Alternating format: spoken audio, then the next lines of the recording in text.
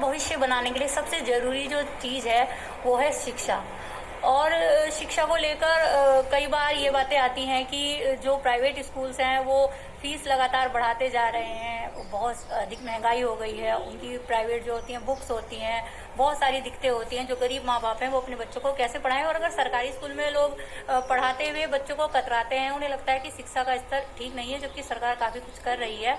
तो आज हम आए हुए हैं जिला बेसिक शिक्षा अधिकारी कार्यालय में, और यहाँ पर हमारे साथ हैं जयकरण यादव जी, जो यहाँ के जिला बेसिक शिक्षा अधिकारी हैं। तो आज हमारे मन में बहुत सारे सवाल हैं, लोगों के मन में भी बहुत सारे सवाल होते हैं कि अगर वो सरकारी स्कूल में अपने बच्चे को पढ़ाएंगे तो क्या उनके बच्चे वेल एजुकेटेड हो पाएंगे। प्रश्न हमारे मन में भी होते हैं, तो उन प्रश्नों को यहाँ रखने का हम प्रयास करेंगे और उम्मीद करेंगे कि जो जवाब सर हमें यहाँ देंगे उससे बहुत से लोगों के प्रश्नों का समाधान होगा।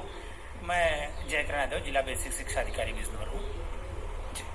सर, तो मैं यहाँ ये बात रखना चाहूँगी कि जैसे लोग प्राइवेट स्कूल के लिए लगातार कहते हैं कि काफ़ी अधिक फीस ले रहे हैं, महंगाई है, लेकिन सरकारी स्कूलों में बच्चों को पढ़ाने से कतराते हैं, तो इसका क्या कारण मानते हैं आप? देखिए, समय के साथ साथ बहुत सारी परिवर्तन का दौर हम लोग देख रहे हैं। ऐसा नहीं है कि अभिभावक अपने बच्चों को बेहतर शिक्षा देना, हर अभिभावक चाहता है, वो बेहतर शिक्षा देना चाहता है। साथ ही साथ ऐसी अब धीरे धीरे लोगों के अंदर जो पहले परिषदीय विद्यालयों के प्रति कहीं ना कहीं शंका रहती थी कि वहाँ हमारे बच्चों को बेहतर शिक्षा मिल पाएगी या नहीं मिल पाएगी, वहाँ अन्य जो सुविधाएं, आवश्यक सुविधाएं होती वो है नहीं है, तो वो शंकाएं लोगों के मन में थी। लेकिन विगत वर्षों में शासन द्वारा ऑपरेशन कायाकल्प चलाया गया, जिसके माध्यम से विद्यालयों का सौंदर्यीकरण कराया गया।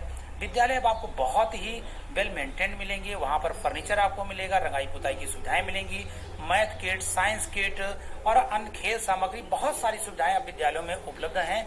साथ ही साथ जो हमारे टीचर हैं, इनको लगातार प्रशिक्षण के माध्यम से इनको आने वाली नई नई तकनीकों से लगातार अवगत कराया जा रहा है, जिससे कोई भी छात्र छात्राएं जो हमारे विद्यालयों में पंजीकृत हैं वो नित्य नए परिवर्तनों से अवगत होते रहें, अन्य विद्यालयों की तुलना में हमारे बच्चे कहीं पीछे ना रह जाएं। साथ ही साथ हम लोग विज्ञान प्रदर्शनी के माध्यम से, क्विज के माध्यम से लगातार बच्चों को अपडेट करते हैं, उनको बेहतर शिक्षा देने का प्रयास करते हैं।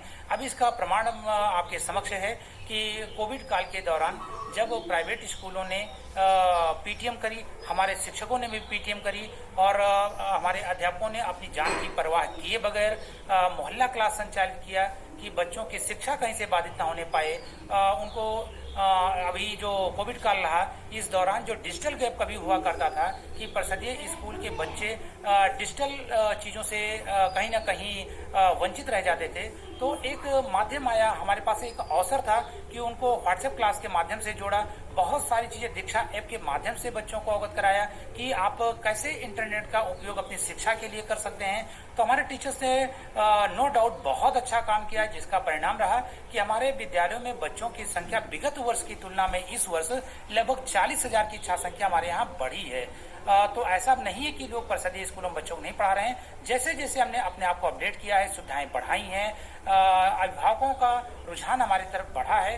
हमने अपने शिक्षकों को भी अब ये कह दिया है कि अब हमारे पास एक बहुत बड़ा दायित्व है कि जो बच्चे हमारे विद्यालयों में आ गए हैं, ये हमारे विद्यालयों में रुकें, इनको बेहतर शिक्षा दे पाएं, ताकि ये हमारे परिषदीय विद्यालयों और शिक्षकों के प्रति समाज का, देश का एक जो सोच थी वो बदले और हम पुनः अपने पुरानी प्रतिष्ठा को प्राप्त कर पाए। आपने बहुत अच्छी बात बताई यहाँ पर कि बहुत सारी सुविधाएं अब सरकारी स्कूल में हो गई हैं, वो हमने भी देखी हैं, लेकिन जो दूर दराज के जो गांव होते हैं तो वहाँ पर लोगों के मन में ये भय होता है, एक परिकल्पना सी लोगों के मन में बैठ चुकी है, जो सरकारी टीचर होते हैं वो पढ़ाना नहीं चाहते। ज़्यादातर ये शिकायत आती है, पहले ऐसा होता होगा, हमने नहीं देखा, लेकिन कहा जाता है कि जो टीचर्स होती हैं वो बुनाई करती हैं, इस तरह की भावनाएं लोगों के मन में घर कर गई हैं।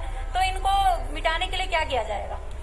देखिए, इसके लिए तो लगातार हम लोग प्रयास कर रहे हैं कि पहली बात तो आपको मैं बता दूं कि अब सिलाई बुनाई का जो कार्य लोगों के मन में परिकल्पना होती थी, अब बहुत बीते दिनों की बात हो गई। अब आप कहीं भी जाएंगी, कोई भी महिला शिक्षिका अब आपको कताई बुनाई करते हुए आपको विद्यालय में अब नहीं देखी जा रही हैं कहीं भी। निरंतर अब चूंकि हमारे पास बेहतरीन टीचर्स हैं, अच्छी क्वालिटी के टीचर्स हैं, ट्रेंड टीचर हैं, तो अब हमारे पास शिक्षा का बेहतर माध्यम है और हमारे टीचर्स अब अपने प्रयासों से विद्यालय को भी अच्छा सौंदर्यीकरण कर रहे हैं। कहीं पर लैपटॉप कर रहे हैं, कहीं व्हाट्सएप क्लास के माध्यम से कर रहे हैं, कहीं पर उन्होंने प्रोजेक्टर लगा रखा है कि हमारे बच्चे कहीं पीछे न रह जाएं किसी से। इसलिए हमारा हर एक टीचर अपने व्यक्तिगत प्रयास से भी और शासन ने जो हमको सुविधाएं दी हैं, जो हमें निर्देश मिलते हैं, उसके अनुसार भी हम लोग अपने विद्यालयों को, शिक्षकों को, बच्चों को, तीनों को और साथ ही साथ वहाँ की अवस्थापना सुविधाओं को लगातार अपडेट कर रहे हैं। तो पुरानी परिकल्पनाएं धीरे धीरे बदल रही हैं। लोगों के मन में अब परिषदीय विद्यालयों के प्रति एक अच्छी परिकल्पना बन रही है। लेकिन जो अभिभावक होते हैं उनके मन में एक बात रहती है कि यदि कभी कभी ऐसा हो जाता है कि अगर हमारी कोई शिकायत है, कोई सरकारी टीचर से या स्कूल से शिकायत है, तो हम वो अपनी शिकायत लेके कहाँ जा सकते हैं फिर? देखिए, अगर किसी भी अभिभावक को किसी भी स्कूल से, किसी भी शिक्षक से या शिक्षा विभाग से संबंधित किसी भी बिंदु पर कोई अगर उसको शंका है, कोई शिकायत है, कोई शंका का निवारण करना चाहता है, तो हमारे हर परिषदीय विद्यालय पर आदरणीय जिलाधिकारी महोदय, सीडीओ साहब का, बीएसए, एबीएसए, सबका मोबाइल नंबर वहां पर लिखा हुआ है।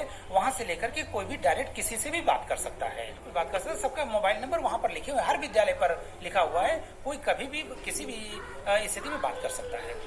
अच्छा सर, जैसे अभी एक शिकायत मेरे पास आई कि एक ग्राम पड़ता है रतनपुर रियाया, तो वहाँ पर प्राथमिक विद्यालय बना हुआ है, वो मेन रोड पर ही है, लेकिन उसके ऊपर से विद्युत की तारें जा रही हैं, तो उसके समाधान के लिए क्या किया जाएगा?